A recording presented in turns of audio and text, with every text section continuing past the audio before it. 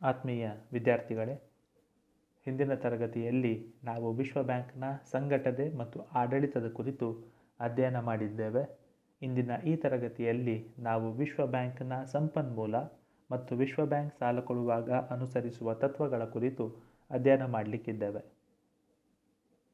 ಮೊದಲನೇದಾಗಿ ವಿಶ್ವ ಬ್ಯಾಂಕ್ನ ಸಂಪನ್ಮೂಲದ ಕುರಿತು ಅಧ್ಯಯನ ಮಾಡುವ. ನಾವು ಒಂದು ಸಂಗತಿಯನ್ನು ಗಮನಿಸಿದ್ದೇವೆ. ನಮ್ಮ ಊರಲ್ಲಿ ಇರುವಂತಹ ಕಮರ್ಷಿಯಲ್ ಬ್ಯಾಂಕ್ಗಳಾಗಿರ್ಬೋದು, ಕ್ರೆಡಿಟ್ ಕೋಆಪರೇಟಿವ್ ಸೊಸೈಟೀಸ್ಗಳಾಗಿರ್ಬೋದು, ನಾನ್ ಬ್ಯಾಂಕಿಂಗ್ ಫೈನಾನ್ಸ್ ಕಾರ್ಪೊರೇಷನ್ಸ್ಗಳಾಗಿರ್ಬೋದು, ಅಥವಾ ರಾಷ್ಟ್ರ ಮಟ್ಟದಲ್ಲಿ ಕಾರ್ಯನಿರ್ವಹಿಸ್ತಾ ಇರುವಂತಹ RBI ಆಗಿರ್ಬೋದು. ಈ ಹಣಕಾಸು ಸಂಸ್ಥೆಗಳು ಸರಿಯಾದ ರೀತಿಯಲ್ಲಿ ಕಾರ್ಯನಿರ್ವಹಿಸಬೇಕು ಅಂತ ಹೇಳಿದರೆ ಇವುಗಳ ಹತ್ರ ಸರಿಯಾದ ರೀತಿಯಲ್ಲಿ ಸಂಪನ್ಮೂಲ ಅನ್ನುವಂಥದ್ದಿರಬೇಕು, ಅಂದರೆ ಹಣ ಅನ್ನುವಂಥದ್ದಿರಬೇಕು. ಅದೇ ರೀತಿ ಇವತ್ತು ಅಂತಾರಾಷ್ಟ್ರೀಯ ಮಟ್ಟದಲ್ಲಿ ಪುನರ್ನಿರ್ಮಾಣ ಮತ್ತು ಆರ್ಥಿಕ ಅಭಿವೃದ್ಧಿಯಲ್ಲಿ ತನ್ನನ್ನು ತಾನು ತೊಡಗಿಸಿಕೊಂಡಿರುವಂತಹ ವಿಶ್ವ ಬ್ಯಾಂಕ್ ಸರಿಯಾದ ರೀತಿಯಲ್ಲಿ ಕಾರ್ಯನಿರ್ವಹಿಸಬೇಕು ಅಂತ ಆದರೆ ವಿಶ್ವ ಬ್ಯಾಂಕ್ ಬಳಿಯೂ ಕೂಡ ಸರಿಯಾದ ಪ್ರಮಾಣದಲ್ಲಿ ಸಂಪನ್ಮೂಲ ಅಂದರೆ ಹಣ ಅನ್ನುವಂಥದ್ದಿರಬೇಕು. ನಾವಿಲ್ಲಿ ಒಂದು ಸಂಗತಿಯನ್ನು ಗಮನಿಸ್ಬೋದು. ಅದೇನಂತ ಹೇಳಿದರೆ, ವಿಶ್ವ ಬ್ಯಾಂಕ್ನ ಆರಂಭಿಕ ಬಂಡವಾಳ ಅನ್ನುವಂಥದ್ದು $10 ಶತಕೋಟಿ $10 ಬಿಲಿಯನ್ US. ಅದನ್ನು $1 ಲಕ್ಷ ಮೌಲ್ಯದ 1 ಲಕ್ಷ ಷೇರುಗಳನ್ನಾಗಿ ವಿಭಜಿಸಲಾಗಿತ್ತು. ಇದನ್ನು ರಾಷ್ಟ್ರಗಳಿಗೆ ಅವುಗಳ ಆರ್ಥಿಕ ಶಕ್ತಿಗನುಗುಣವಾಗಿ ಹಂಚಲಾಯಿತು. ಅಮೆರಿಕೆಯ ಸಂಯುಕ್ತ ಸಂಸ್ಥಾನವು ಅತಿ ಹೆಚ್ಚು ಪ್ರಮಾಣದ ವಂತಿಗೆಯನ್ನು ಸಲ್ಲಿಸಿದೆ. ಅಂದರೆ ಇಡೀ ವಿಶ್ವ ಬ್ಯಾಂಕ್ನ ವಂತಿಗೆಯ ಬಂಡವಾಳದಲ್ಲಿ ಅಮೆರಿಕದ ಪಾಲು ಜಾಸ್ತಿ. ಇದರ ಪಾಲು 17.25% ಅಂದರೆ ವಂತಿಗೆಯ ವಿಚಾರವನ್ನು ನಾವು ತೆಗೆದುಕೊಳ್ಳುವುದಾದರೆ ಅಮೆರಿಕ ಮೊದಲ ಸ್ಥಾನವನ್ನು ಪಡ್ಕೊಂಡಿದೆ. ಎರಡನೇ ಸ್ಥಾನದಲ್ಲಿ ಜಪಾನ್ ಇದೆ. ವಂತಿಗೆ ಬಂಡವಾಳದಲ್ಲಿ ಇದರ ಪಾಲು 7.42%. ಮೂರನೇ ಸ್ಥಾನದಲ್ಲಿ ಚೈನಾ ಇದೆ. ಇದರ ಪಾಲು 4.78%. ನಾಲ್ಕನೇ ಸ್ಥಾನದಲ್ಲಿ ಜರ್ಮನಿ ಇದೆ. ಇದರ ಪಾಲು 4.33%. ನಾಲ್ಕನೇ ಸ್ಥಾನದಲ್ಲಿ 2 ರಾಷ್ಟ್ರಗಳಿವೆ, ಫ್ರಾನ್ಸ್ ಮತ್ತು ಯುನೈಟೆಡ್ ಕಿಂಗ್ಡಮ್. ಇವುಗಳ ಪಾಲು ತಲಾ 4.06%. ಏಪ್ರಿಲ್ 26, 2020 ಲಭ್ಯವಾದ ಮಾಹಿತಿ ಪ್ರಕಾರ 189 ಸದಸ್ಯ ರಾಷ್ಟ್ರಗಳಿಂದ ವಿಶ್ವ ಬ್ಯಾಂಕ್ ವಂತಿಗೆಯ ರೂಪದಲ್ಲಿ ಸಂಗ್ರಹಿಸಿದ ಬಂಡವಾಳ $268.9 billion. Divisions of capital subscription, ವಂತಿಗೆಯ ವಿಭಾಗಗಳು. ಇಲ್ಲಿ ಒಂದು ವಿಷಯವನ್ನು ನಾವು ಅರ್ಥ ಮಾಡ್ಕೊಳ್ಬೇಕು. ಅದೇನಂತ ಹೇಳಿದರೆ, ವಿಶ್ವ ಬ್ಯಾಂಕ್ನ ಸದಸ್ಯತ್ವವನ್ನು ಯಾವುದೇ ಕಾರಣಕ್ಕೂ ಉಚಿತವಾಗಿ ಪಡೀಲಿಕ್ಕೆ ಆಗುವುದಿಲ್ಲ. ಯಾವುದಾದ್ರೂ ದೇಶ ವಿಶ್ವ ಬ್ಯಾಂಕ್ನ ಸದಸ್ಯ ಆಗುವುದಾದರೆ ಆ ದೇಶ ವಂತಿಗೆಯನ್ನು ಕೊಡಬೇಕಾಗ್ತದೆ. ಇಲ್ಲಿ ವಂತಿಗೆಯನ್ನು 3 ವಿಭಾಗಗಳಾಗಿ ಅವರು ವಿಂಗಡಿಸಿದ್ದಾರೆ.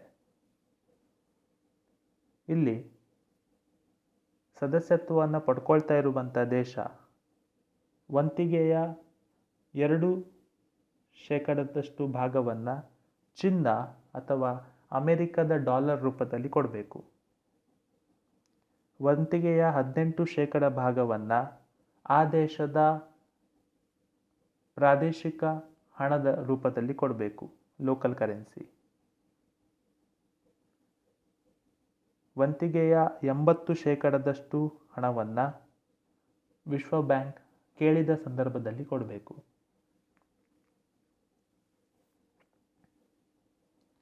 ಸೋರ್ಸಸ್ ಆಫ್ ಫಂಡ್, ನಿಧಿಯ ಮೂಲಗಳು. ಇಲ್ಲಿ ವಿಶ್ವ ಬ್ಯಾಂಕ್ 3 ಮೂಲಗಳಿಂದ ತನಗೆ ಬೇಕಾದಂತಹ ಸಂಪನ್ಮೂಲವನ್ನು ಪಡೆದುಕೊಳ್ತದೆ. ಮೊದಲನೇದು ವಂತಿಗೆಯಿಂದ, ಎರಡನೇದು ಅಂತಾರಾಷ್ಟ್ರೀಯ ಬಂಡವಾಳ ಮಾರುಕಟ್ಟೆಯಿಂದ ಸಾಲವನ್ನು ಪಡೆಯುವ ಮುಖಾಂತರ, ಮೂರನೇದಾಗಿ ತನ್ನ ನಿವ್ವಳ ಲಾಭದ ಮುಖಾಂತರ. ಈ ಮೂಲಗಳಿಂದ ಸಂಗ್ರಹಿಸಿದ ಸಂಪನ್ಮೂಲವನ್ನು ವಿಶ್ವ ಬ್ಯಾಂಕ್ ತನ್ನ ಸದಸ್ಯ ರಾಷ್ಟ್ರಗಳಿಗೆ ಹಣಕಾಸಿನ ನೆರವನ್ನು ಕೊಡಲಿಕ್ಕೆ ಬಳಸ್ಕೊಳ್ತದೆ.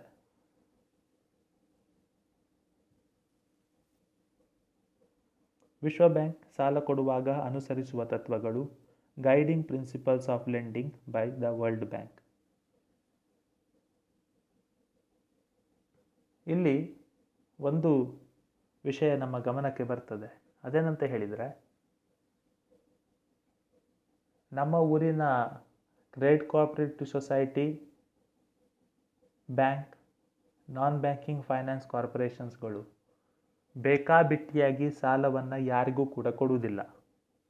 ಅದೇ ರೀತಿಯಲ್ಲಿ ವಿಶ್ವ ಬ್ಯಾಂಕ್ ಕೂಡ ಬೇಕಾಬಿಟ್ಟಿಯಾಗಿ ಯಾರಿಗೂ ಕೂಡ ಸಾಲವನ್ನು ಕೊಡಲಿಕ್ಕೆ ಹೋಗುವುದಿಲ್ಲ. ವಿಶ್ವ ಬ್ಯಾಂಕ್ ಸಾಲವನ್ನು ಕೊಡುವಾಗ ಕೆಲವು ತತ್ವಗಳನ್ನು ಅನುಸರಿಸ್ತದೆ. ಆ ತತ್ವಗಳ ಪ್ರಕಾರವೇ ವಿಶ್ವ ಬ್ಯಾಂಕ್ ಅದರ ಸದಸ್ಯ ರಾಷ್ಟ್ರಗಳಿಗೆ ಸಾಲವನ್ನು ಕೊಡ್ತದೆ. ಆ ತತ್ವಗಳು ಯಾವ್ಯಾವು? ಮೊದಲನೇದಾಗಿ, ಇಲ್ಲಿ ಯಾವುದಾದ್ರೂ ಸದಸ್ಯ ರಾಷ್ಟ್ರ ತನಗೆ ಸಾಲ ಬೇಕು ಅಂತ ಒಂದು ಪಕ್ಷ ವಿಶ್ವ ಬ್ಯಾಂಕ್ ಹತ್ರ ರಿಕ್ವೆಸ್ಟ್ ಮಾಡಿದರೆ, ಆಗ ವಿಶ್ವ ಬ್ಯಾಂಕ್ ಏನು ಮಾಡ್ತದೆ ಅಂತ ಹೇಳಿದರೆ, ಆ ದೇಶದ ಆರ್ಥಿಕತೆಯ ಬಗ್ಗೆ ಅಧ್ಯಯನವನ್ನು ನಡೆಸ್ತದೆ. ಆ ದೇಶದ ನೈಸರ್ಗಿಕ ಸಂಪನ್ಮೂಲದ ಬಗ್ಗೆ ಅಧ್ಯಯನವನ್ನು ನಡೆಸ್ತಾರೆ. ಅಂದರೆ ಆ ದೇಶದಲ್ಲಿ ಎಷ್ಟು ಪ್ರಮಾಣದಲ್ಲಿ ನೈಸರ್ಗಿಕ ಸಂಪನ್ಮೂಲ ಅನ್ನುವಂಥದ್ದು ಲಭ್ಯ ಇದೆ, ಅದರ ಬಗ್ಗೆ ಅಧ್ಯಯನವನ್ನು ನಡೆಸ್ತಾರೆ.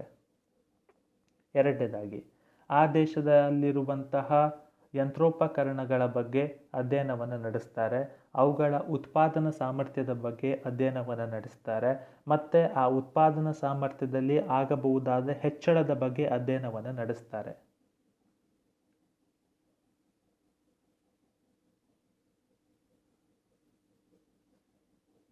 ಈ ರೀತಿಯಾಗಿ ಅಧ್ಯಯನವನ್ನು ನಡೆಸುವ ಮುಖಾಂತರ ವಿಶ್ವ ಬ್ಯಾಂಕ್ ಆ ದೇಶದ ಆರ್ಥಿಕ ಪರಿಸ್ಥಿತಿಯ ಬಗ್ಗೆ ಅವಲೋಕನವನ್ನು ನಡೆಸ್ತದೆ.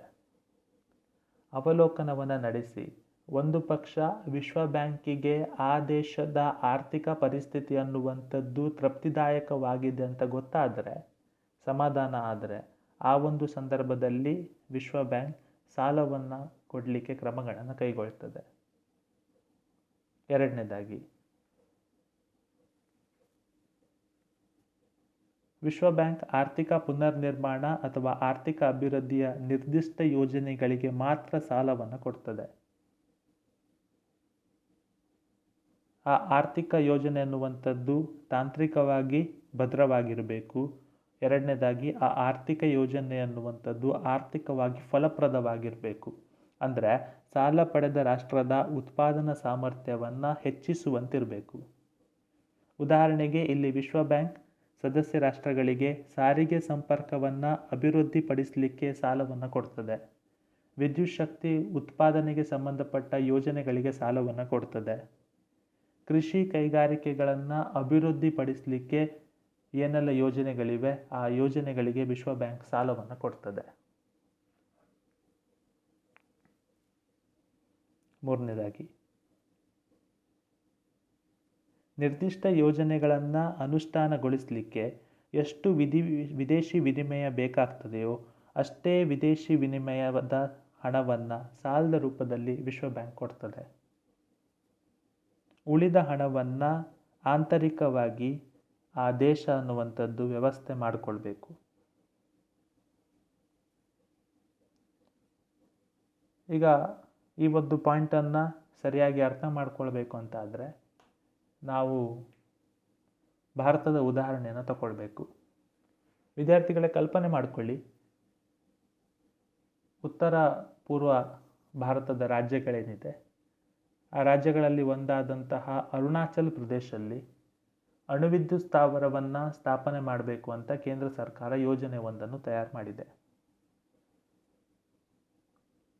ಆ ಯೋಜನೆಗೆ 5 ಕೋಟಿ ರೂಪಾಯಿ ಅನ್ನುವಂಥದ್ದು ಖರ್ಚಾಗ್ತಾ ಇದೆ. ಯೋಜನೆಯ ಒಟ್ಟು ವೆಚ್ಚ 5 ಕೋಟಿ. ಇಲ್ಲಿ ಈ 5 ಕೋಟಿ ಹಣ ಏನಿದೆ, ಈ ಹಣ ಅಥವಾ ವೆಚ್ಚವನ್ನು 2 ವಿಭಾಗಗಳಾಗಿ ವಿಂಗಡಿಸಲಾಗಿದೆ. ಮೊದಲನೇದೇನಂತ ಹೇಳಿದರೆ 3 ಕೋಟಿ ರೂಪಾಯಿ ಜಾಗವನ್ನು ಖರೀದಿಸಲಿಕ್ಕೆ, ಕಟ್ಟಡಗಳನ್ನು ನಿರ್ಮಾಣ ಮಾಡಲಿಕ್ಕೆ ಮತ್ತು ಕಟ್ಟಡದ ಒಳಗೆ ಕೆಲವು ಯಂತ್ರಗಳನ್ನು ಸ್ಥಾಪಿಸಲಿಕ್ಕೆ.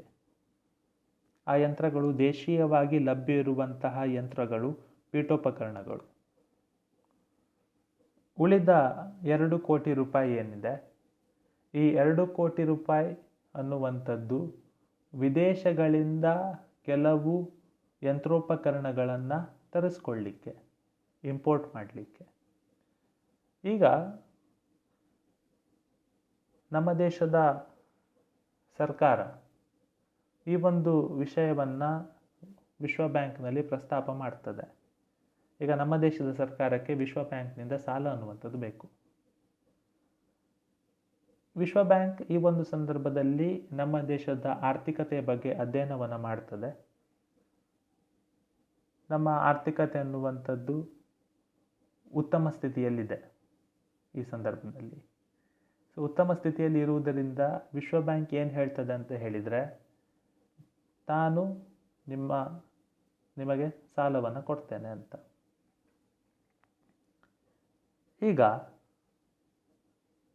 3 ಕೋಟಿ ರೂಪಾಯಿಯನ್ನು ನಮ್ಮ ದೇಶದ ಸರ್ಕಾರ ಒಂದೇ ತೆರಿಗೆ ವ್ಯವಸ್ಥೆ ಮುಖಾಂತರ ಅಥವಾ ದೇಶದ ಒಳಗಿನ ಹಣಕಾಸು ಸಂಸ್ಥೆಗಳಿಂದ ಸಾಲವನ್ನು ಪಡೆಯುವುದರ ಮುಖಾಂತರ ವ್ಯವಸ್ಥೆಯನ್ನು ಮಾಡಿಕೊಳ್ಬೇಕು. ಉಳಿದ 2 ಕೋಟಿ ರೂಪಾಯಿ ಮೌಲ್ಯದ ಸಾಲವನ್ನು ವಿಶ್ವ ಬ್ಯಾಂಕ್ ಕೊಡಲಿಕ್ಕೆ ತಯಾರಾಗಿದೆ. ಇಲ್ಲಿ 2 ಕೋಟಿ ರೂಪಾಯಿ ಅಂತ ಹೇಳಿದರೆ ವಿಶ್ವ ಬ್ಯಾಂಕ್ ಅದನ್ನು ಭಾರತೀಯ ರುಪಿಯಲ್ಲಿ ಸಾಲವನ್ನು ಕೊಡಲಿಕ್ಕೆ ಹೋಗುವುದಿಲ್ಲ. ವಿಶ್ವ ಬ್ಯಾಂಕ್ ಅಷ್ಟು ಮೊತ್ತದ ಹಣವನ್ನು ಅಮೇರಿಕೆಯ ಡಾಲರ್ ರೂಪದಲ್ಲಿ ಕೊಡಲಿಕ್ಕೆ ತಯಾರಾಗ್ತದೆ. ಮತ್ತು ನಮ್ಮ ದೇಶದ ಸರ್ಕಾರಕ್ಕೂ ಕೂಡ ಅದು ವಿದೇಶಿ ಕರೆನ್ಸಿ ರೂಪದಲ್ಲೇ ಬೇಕು, ಅಮೆರಿಕದ ಕರೆನ್ಸಿಯ ರೂಪದಲ್ಲೇ ಬೇಕು. ಯಾಕಂತ ಕೇಳಿದರೆ ಆ 2 ಕೋಟಿ ರೂಪಾಯಿಯನ್ನು ಬಳಸಿಕೊಂಡು ನಮ್ಮ ದೇಶದ ಸರ್ಕಾರ ಯಂತ್ರೋಪಕರಣಗಳನ್ನು ಆಮದು ಮಾಡಿಕೊಳ್ಳುವ ಯೋಜನೆಯನ್ನು ಹಾಕ್ಕೊಂಡಿದೆ. ಈಗ ಇವತ್ತಿನ ಎಕ್ಸ್ಚೇಂಜ್ ರೇಟ್ ಪ್ರಕಾರವಾಗಿ ನಾವು ನೋಡೋದಾದರೆ, ಇವತ್ತಿನ ಎಕ್ಸ್ಚೇಂಜ್ ರೇಟ್ $1 = 75 ರೂಪಿ 84 ಪೈಸೆ ಇದೆ. ಅಂದರೆ $1ನ ಮೌಲ್ಯ ಭಾರತೀಯ ರುಪಿಯಲ್ಲಿ ನೋಡೋದಾದರೆ 75 ರೂಪಾಯಿ 84 ಪೈಸೆ.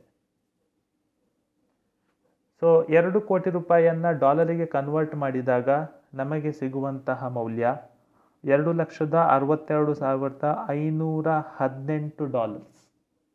ಈ $2,62,518 ಮೊತ್ತವನ್ನು ವಿಶ್ವ ಬ್ಯಾಂಕ್ ಈಗ ನಮ್ಮ ದೇಶದ ಕೇಂದ್ರ ಸರ್ಕಾರಕ್ಕೆ ಸಾಲದ ರೂಪದಲ್ಲಿ ಕೊಟ್ಟಿದೆ. ಕಲ್ಪನೆ ಮಾಡಿಕೊಳ್ಳಿ.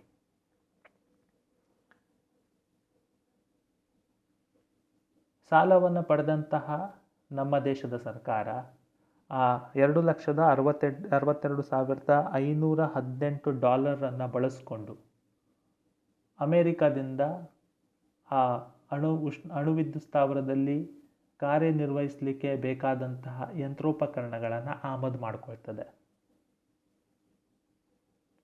ಈಗ ಯೋಜನೆಗೆ ತಗಲಿದಂಥ ವೆಚ್ಚ 5 ಕೋಟಿ ರೂಪಾಯಿ. 3 ಕೋಟಿ ರೂಪಾಯಿ ನಮ್ಮ ದೇಶದ ಸರ್ಕಾರ ಆಂತರಿಕವಾಗಿ ವ್ಯವಸ್ಥೆ ಮಾಡಿಕೊಂಡಿದ್ದು, 2 ಕೋಟಿ ರೂಪಾಯಿಯನ್ನು ವಿಶ್ವ ಬ್ಯಾಂಕ್ನಿಂದ ಸಾಲವಾಗಿ ಪಡೆದದ್ದು. ಅಂದರೆ $2,62,518 ವಿಶ್ವ ಬ್ಯಾಂಕ್ನಿಂದ ಸಾಲವಾಗಿ ಪಡೆದಿದ್ದು. ನಿಮಗೀಗ ಈ ಪಾಯಿಂಟ್ ಕ್ಲಿಯರ್ ಆಗಿ ಅರ್ಥ ಆಗಿರ್ಬೋದು. ನಿರ್ದಿಷ್ಟ ಯೋಜನೆಯನ್ನು ಅನುಷ್ಠಾನಗೊಳಿಸಲು ಎಷ್ಟು ವಿದೇಶಿ ವಿನಿಮಯ ಬೇಕಾಗುವುದೋ ಅಷ್ಟೇ ವಿದೇಶಿ ಹಣವನ್ನು ಸಾಲದ ರೂಪದಲ್ಲಿ ವಿಶ್ವ ಬ್ಯಾಂಕ್ ಕೊಡ್ತದೆ. ಉಳಿದ ಹಣವನ್ನು ಆಂತರಿಕವಾಗಿ ದೇಶ ವ್ಯವಸ್ಥೆ ಮಾಡಿಕೊಳ್ಬೇಕು. ಇನ್ನು ಕೆಲವು ಅಪರೂಪದ ಸಂದರ್ಭ ಇದೆ.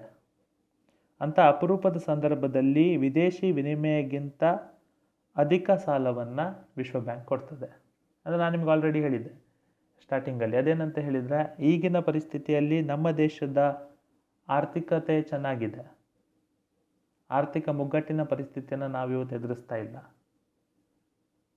ಆದರೆ ಒಂದು ಪಕ್ಷ ನಮ್ಮ ದೇಶದ ಆರ್ಥಿಕತೆ ಅನ್ನುವಂಥದ್ದು ಆರ್ಥಿಕ ಮುಗ್ಗಟ್ಟಿನ ಹಂತದಲ್ಲಿ ಇದ್ದರೆ, ತೀರಾ ಕಷ್ಟಕರವಾದಂತಹ ಆರ್ಥಿಕ ಪರಿಸ್ಥಿತಿ ಅನ್ನುವಂಥದ್ದು ನಮ್ಮದಾಗಿದ್ದರೆ, ಸರ್ಕಾರಕ್ಕೆ ಹಣವನ್ನು ಹೊಂದಿಸುವುದು ಬಹಳ ಕಷ್ಟಕರವಾಗಿದ್ದರೆ, ಅಂದರೆ ಆ 3 ಕೋಟಿ ರೂಪಾಯಿ ಏನು ನಾನು ಆಂತರಿಕವಾಗಿ ಸರ್ಕಾರ ವ್ಯವಸ್ಥೆ ಮಾಡಿಕೊಳ್ಬೇಕು ಅಂತ ಹೇಳಿದ್ದೆ, ಆ 3 ಕೋಟಿ ರೂಪಾಯಿಯನ್ನು ವ್ಯವಸ್ಥೆ ಮಾಡಿಕೊಳ್ಳುವುದು ಸರ್ಕಾರಕ್ಕೆ ಒಂದು ಪಕ್ಷ ಕಷ್ಟ ಆಗಿದ್ರೆ, ಅಂಥ ಸಂದರ್ಭದಲ್ಲಿ ಇಡೀ ಯೋಜನೆಗೆ ಆಗುವ ವೆಚ್ಚವನ್ನು ವಿಶ್ವ ಬ್ಯಾಂಕ್ ಸಾಲದ ರೂಪದಲ್ಲಿ ಕೊಡ್ತದೆ.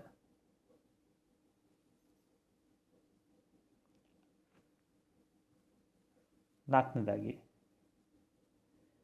ವಿದೇಶಿ ವಿನಿಮಯವನ್ನು ಸಾಲದ ರೂಪದಲ್ಲಿ ಪಡೆದಂಥ ರಾಷ್ಟ್ರ ತನಗೆ ಸರಿಕಂಡ ರಾಷ್ಟ್ರದೊಂದಿಗೆ ವ್ಯವಹಾರ ನಡೆಸಬಹುದು.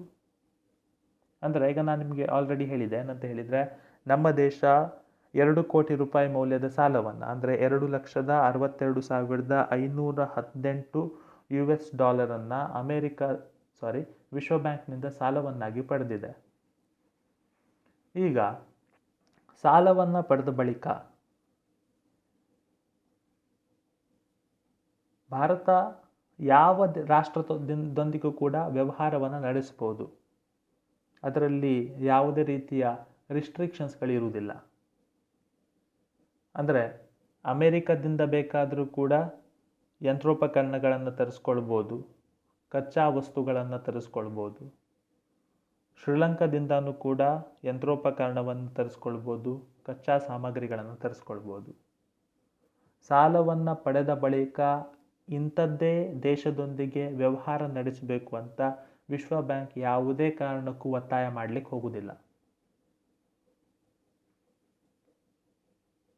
ಈಗ ನಮ್ಮ ದೇಶ ವಿಶ್ವ ಬ್ಯಾಂಕ್ನಿಂದ ಸಾಲವನ್ನು ಪಡೆದ ಬಳಿಕ ಚೈನಾದಿಂದ ಯಂತ್ರೋಪಕರಣಗಳನ್ನು ತರಿಸ್ಕೊಳ್ಬೋದು, ನೋ ಪ್ರಾಬ್ಲಮ್. ಜಪಾನ್ನಿಂದ ಕಚ್ಚಾ ಸಾಮಗ್ರಿಗಳನ್ನು ತರಿಸ್ಕೊಳ್ಬೋದು. ಈ ವ್ಯವಹಾರದಲ್ಲಿ ವಿಶ್ವ ಬ್ಯಾಂಕ್ ಯಾವುದೇ ಕಾರಣಕ್ಕೂ ಇಂಟರ್ಫಿಯರೆನ್ಸ್ ಮಾಡಲಿಕ್ಕೆ ಹೋಗುವುದಿಲ್ಲ ಅಥವಾ ಯಾವುದೇ ರೀತಿಯ ತಕರಾರನ್ನು ತೆಗಿಲಿಕ್ಕೆ ಹೋಗುವುದಿಲ್ಲ. ಸಾಲವನ್ನು ಪಡೆದ ಬಳಿಕ ಆ ಹಣವನ್ನು ಉಪಯೋಗಿಸುವುದು ವಸ್ತುಗಳನ್ನು ಆಮದು ಮಾಡಿಕೊಳ್ಳಲಿಕ್ಕೆ ಸಾಲವನ್ನು ಪಡೆದ ದೇಶಗಳ ಒಂದು ವಿಷಯ. ಅದರಲ್ಲಿ ಯಾವುದೇ ಕಾರಣಕ್ಕೂ ವಿಶ್ವ ಬ್ಯಾಂಕ್ ಹಸ್ತಕ್ಷೇಪ ಮಾಡುವುದಿಲ್ಲ. ಐದನೇದಾಗಿ, ಸಾಲ ಕೊಟ್ಟ ನಂತರ ಬ್ಯಾಂಕ್ ಸಾಲ ಪಡೆದ ರಾಷ್ಟ್ರದೊಂದಿಗೆ ನಿಕಟ ಸಂಪರ್ಕವನ್ನು ಇಟ್ಕೊಂಡಿರ್ತದೆ. ಇಲ್ಲಿ ನಿಕಟ ಸಂಪರ್ಕವನ್ನು ಇಟ್ಕೊಳ್ಳುವುದು 2 ಕಾರಣಕ್ಕೋಸ್ಕರ. ಮೊದಲನೇ ಕಾರಣ ಏನಂತ ಹೇಳಿದರೆ, ಸಾಲ ಪಡೆದ ಯೋಜನೆ ಸರಿಯಾಗಿ ಕಾರ್ಯಗತವಾಗಿದೆಯೋ ಇಲ್ಲವೋ ಎನ್ನುವುದನ್ನು ಪರೀಕ್ಷಿಸಲಿಕ್ಕೆ. ಅಂದರೆ ನಮ್ಮ ದೇಶದ ಸರ್ಕಾರ ಈಗ ಅಣುವಿದ್ಯುತ್ ಸ್ಥಾವರವನ್ನು ಸ್ಥಾಪನೆ ಮಾಡಬೇಕು ಅಂತ ವಿಶ್ವ ಬ್ಯಾಂಕ್ನಿಂದ ಸಾಲವನ್ನು ಪಡ್ಕೊಂಡಿದೆ. ಸಾಲವನ್ನು ಪಡ್ಕೊಂಡ ಬಳಿಕ ಆ ಅಣುವಿದ್ಯುತ್ ಸ್ಥಾವರ ಸ್ಥಾಪನೆಯ ಯೋಜನೆಯನ್ನು ಸರಿಯಾಗಿ ಕಾರ್ಯಗತಗೊಳಿಸಿದ್ದಾರೋ ಇಲ್ಲವೋ ಅನ್ನೋದನ್ನು ಪರೀಕ್ಷಿಸಲಿಕ್ಕೆ ಇಲ್ಲಿ ವಿಶ್ವ ಬ್ಯಾಂಕ್ ನಮ್ಮ ದೇಶದ ಸರ್ಕಾರದೊಂದಿಗೆ ನಿಕಟ ಸಂಪರ್ಕವನ್ನು ಇಟ್ಕೊಂಡಿರ್ತದೆ. ಎರಡನೇದಾಗಿ, ಆ ದೇಶದ ಆರ್ಥಿಕ ಮತ್ತು ಹಣಕಾಸಿನ ಕ್ಷೇತ್ರದಲ್ಲಿ ಉಂಟಾಗಿರುವ ಬದಲಾವಣೆಯನ್ನು ಪರೀಕ್ಷಿಸಲು. ಸಾಲ ಕೊಟ್ಟ ಮೇಲೆ ವಿಶ್ವ ಬ್ಯಾಂಕಿನ ಕೆಲಸ ಅಲ್ಲಿಗೆ ಮುಗೀತು ಅಂತ ಅಲ್ಲ. ವಿಶ್ವ ಬ್ಯಾಂಕಿಗೆ ತನ್ನ ದೈನಂದಿನ ಚಟುವಟಿಕೆಯನ್ನು ನಡೆಸಬೇಕು ಅಂತ ಹೇಳಿದರೆ ಲಾಭ ಕೂಡ ಆಗಬೇಕು. ಸೊ ಇಲ್ಲಿ ವಿಶ್ವ ಬ್ಯಾಂಕ್ ಏನು ಮಾಡ್ತದೆ ಅಂತ ಹೇಳಿದರೆ, ಯಾವ ದೇಶಕ್ಕೆ ತಾನು ಸಾಲವನ್ನು ಕೊಟ್ಟಿದ್ದೆವು, ಫಾರ್ ಎಕ್ಸಾಂಪಲ್ ಅದು ಭಾರತಕ್ಕೆ ಸಾಲವನ್ನು ಕೊಟ್ಟಿದ್ದರೆ, ನಮ್ಮ ದೇಶದ ಆರ್ಥಿಕತೆ ಮತ್ತು ಹಣಕಾಸಿನ ಕ್ಷೇತ್ರದಲ್ಲಿ ಆಗುತ್ತಿರುವ ಬದಲಾವಣೆಯನ್ನು ಅವರು ವೀಕ್ಷಿಸ್ತಾ ಇರ್ತಾರೆ. ಇದಕ್ಕೆ ಸಂಬಂಧಪಟ್ಟ ಹಾಗೆ ಮಾಹಿತಿಯನ್ನು ಪಡಿತಾ ಇರ್ತಾರೆ. ಅಂದರೆ ಸಾಲ ಕೊಟ್ಟ ನಂತರ ಬ್ಯಾಂಕ್ ಸಾಲ ಪಡೆದ ರಾಷ್ಟ್ರದೊಂದಿಗೆ ನಿಕಟ ಸಂಪರ್ಕವನ್ನು ಇಟ್ಟುಕೊಂಡಿರ್ತದೆ. They will maintain the close relationship with the government of the country which has borrowed the loan from it. ಆರನೇದಾಗಿ, ಖಾಸಗಿ ಬಂಡವಾಳದಾರರು ತನ್ನ ಸದಸ್ಯ ರಾಷ್ಟ್ರಗಳಲ್ಲಿ ನಡೆಯುತ್ತಿರುವ ಅಭಿವೃದ್ಧಿ ಯೋಜನೆಗಳಲ್ಲಿ ಬಂಡವಾಳವನ್ನು ತೊಡಗಿಸುವಂತೆ ಬ್ಯಾಂಕ್ ಪ್ರೋತ್ಸಾಹಿಸುತ್ತದೆ. ಓಕೆ, ಸೊ ವಿಶ್ವ ಬ್ಯಾಂಕ್ ಯಾವತ್ತಿಗೂ ಕೂಡ ಇನ್ವೆಸ್ಟ್ಮೆಂಟ್ ಪರವಾಗಿ ಇದ್ದಂತಹ ಬ್ಯಾಂಕ್ ಅದು ಯಾವತ್ತಿಗೂ ಕೂಡ ಹೂಡಿಕೆಯನ್ನು ಉತ್ತೇಜನ ಮಾಡಲಿಕ್ಕೆ ಕ್ರಮಗಳನ್ನು ಕೈಗೊಂಡಂತಹ ಬ್ಯಾಂಕ್. ಇಲ್ಲಿ ನಾವೊಂದು ಸಂಗತಿಯನ್ನು ನೋಡ್ಬೋದು. ಅದೇನಂತ ಹೇಳಿದರೆ, ವಿಶ್ವ ಬ್ಯಾಂಕ್ ಸಾಲವನ್ನು ಕೊಡುವುದರ ಜೊತೆಗೆ ಹೂಡಿಕೆಗೂ ಕೂಡ ಉತ್ತೇಜನವನ್ನು ಕೊಡ್ತಾ ಇದೆ. ಇಲ್ಲಿ ವಿಶ್ವ ಬ್ಯಾಂಕ್ನ ಸದಸ್ಯ ರಾಷ್ಟ್ರಗಳಲ್ಲಿ ಎಲ್ಲ ರಾಷ್ಟ್ರಗಳು ಅಭಿವೃದ್ಧಿ ಹೊಂದಿದ ರಾಷ್ಟ್ರಗಳಲ್ಲ. ಇಲ್ಲಿ ಕೆಲವು ರಾಷ್ಟ್ರಗಳು ಅಭಿವೃದ್ಧಿ ಹೊಂದಿದ ರಾಷ್ಟ್ರಗಳು, ಉದಾಹರಣೆಗೆ America, England, Germany, France, Japan. ಉಳಿದ ಬಹುತೇಕ ರಾಷ್ಟ್ರಗಳು ಆರ್ಥಿಕವಾಗಿ ಅಭಿವೃದ್ಧಿ ಹೊಂದ್ತಾ ಇರುವಂಥ ರಾಷ್ಟ್ರಗಳು, ಭಾರತ ಮತ್ತು ಚೈನಾ ಇತ್ಯಾದಿ. ಸೊ ಇಂತಹ ದೇಶಗಳಿಗೆ ಇವತ್ತು ದೊಡ್ಡ ಮಟ್ಟದಲ್ಲಿ ಆರ್ಥಿಕ ಪ್ರಗತಿಯನ್ನು ಸಾಧಿಸಬೇಕು ಅಂತ ಹೇಳಿದರೆ ಬಂಡವಾಳ ಅನ್ನುವಂಥದ್ದು ದೊಡ್ಡ ಮಟ್ಟದಲ್ಲಿ ಬೇಕು. ಇಲ್ಲಿ ವಿಶ್ವ ಬ್ಯಾಂಕ್ ಆರ್ಥಿಕ ಅಭಿವೃದ್ಧಿಗೆ ಸಾಲವನ್ನು ಕೊಡ್ತಾ ಇದೆ. ಆದರೆ ಈ ಸಾಲದ ಜೊತೆಗೆ ಇಲ್ಲಿ ವಿಶ್ವ ಬ್ಯಾಂಕ್ ಖಾಸಗಿ ಹೂಡಿಕೆದಾರರಿಗೂ ಕೂಡ, ಖಾಸಗಿ ಕಂಪನಿಗಳಿಗೂ ಕೂಡ ಈ ಆರ್ಥಿಕವಾಗಿ ಅಭಿವೃದ್ಧಿ ಹೊಂದ್ತಾ ಇರುವಂಥ ಸದಸ್ಯ ರಾಷ್ಟ್ರಗಳಲ್ಲಿ ಹೂಡಿಕೆಯನ್ನು ಮಾಡಲಿಕ್ಕೆ ಉತ್ತೇಜನವನ್ನು ಕೊಡ್ತಾ ಇದೆ.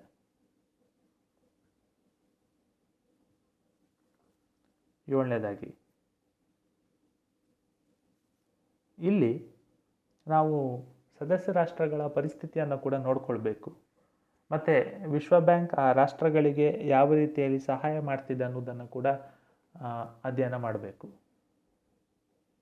ಇಲ್ಲಿ ಆರ್ಥಿಕವಾಗಿ ಅಭಿವೃದ್ಧಿ ಹೊಂದಿದ ದೇಶಗಳಿಗೆ ಹಣಕಾಸಿನ ಸಮಸ್ಯೆ ಅಷ್ಟೊಂದಿರುವುದಿಲ್ಲ. ಯಾಕಂತ ಕೇಳಿದರೆ ಅವರ ಆರ್ಥಿಕ ಪರಿಸ್ಥಿತಿ ಅನ್ನುವಂಥದ್ದು ಚೆನ್ನಾಗಿರ್ತದೆ. ಆದರೆ ಆರ್ಥಿಕವಾಗಿ ಅಭಿವೃದ್ಧಿ ಹೊಂದ್ತಾ ಇರುವಂಥ ದೇಶಗಳಿಗೆ ಹಣಕಾಸಿನ ಸಮಸ್ಯೆ ಅನ್ನುವಂಥದ್ದು ಇರ್ತದೆ.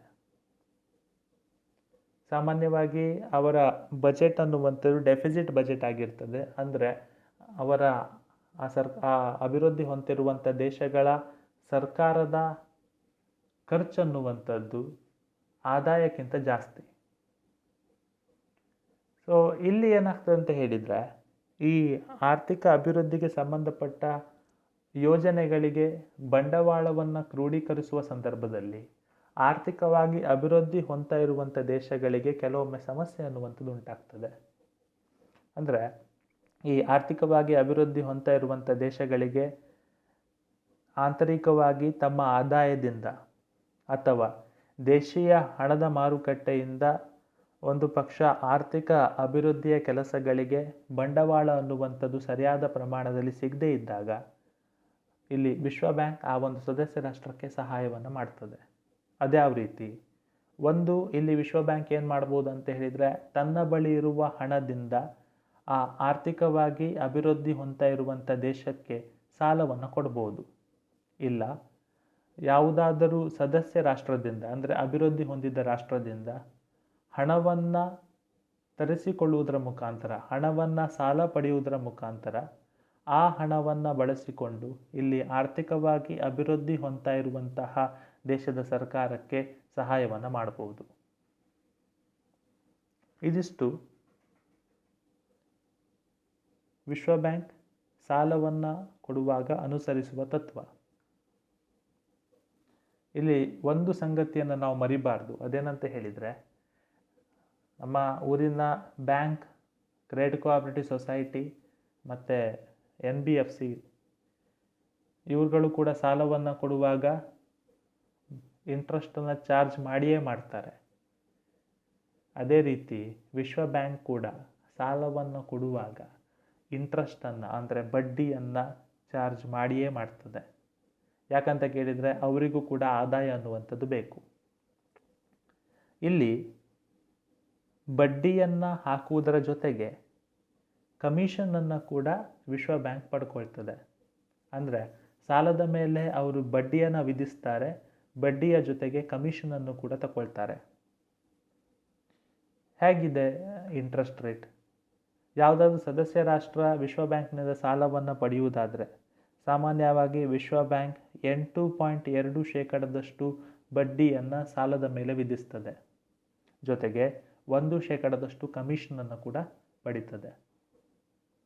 ಇದಿಷ್ಟು ವಿಶ್ವ ಬ್ಯಾಂಕ್ನ ಕುರಿತು, ವಿಶ್ವ ಬ್ಯಾಂಕ್ನ ಸಂಪನ್ಮೂಲ ಮತ್ತು ವಿಶ್ವ ಬ್ಯಾಂಕ್ ಸಾಲ ಕೊಡುವಾಗ ಅನುಸರಿಸುವ ತತ್ವಗಳ ಕುರಿತು. ಕೇಳಿದ್ದಕ್ಕೆ ತಮಗೆಲ್ಲರಿಗೂ ಕೂಡ ಧನ್ಯವಾದಗಳು. Stay home, stay safe.